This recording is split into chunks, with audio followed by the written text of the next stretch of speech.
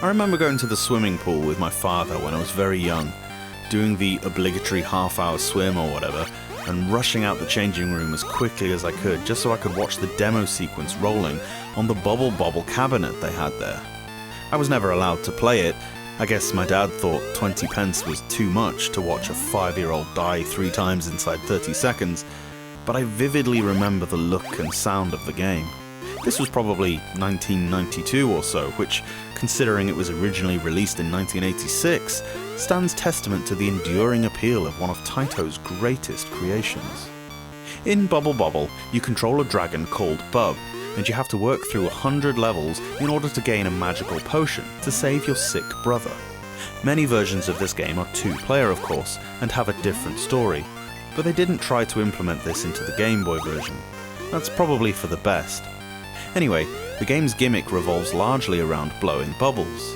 The idea is that you encase the various enemies, featuring a whale, a spring thing, a space invader alien, and what looks like a helicopter, in a bubble, and then pop it. It'll then turn into a prize, which you should try to collect for your score. If you don't manage to pop the enemies in time, they'll bust out and be angry at you, turning red, well, darker in this case, and running about much faster. Any contact with a bad guy and you're dead. You need to capture and pop all enemies to move down to the next floor.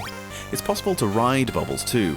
You need to hold the jump button down to bounce on the bubbles. Later on, this is vital to access higher ground.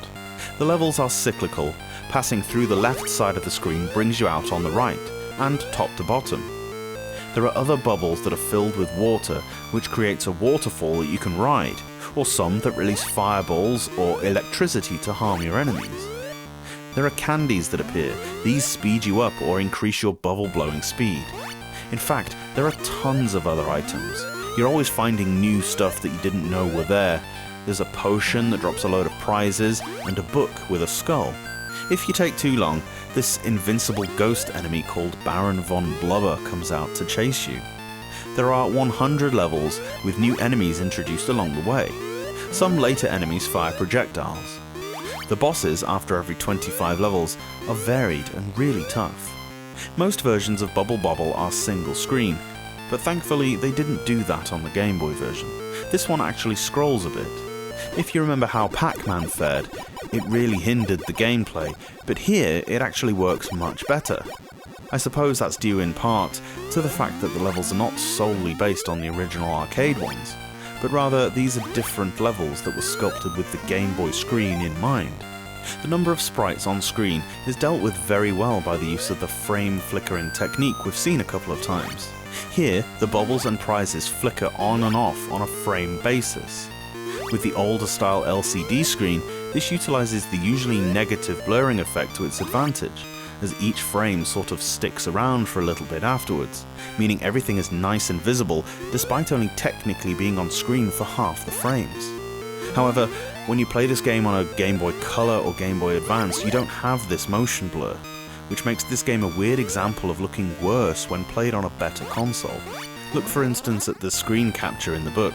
It only shows half of each sprite because the image is a representation of one frame.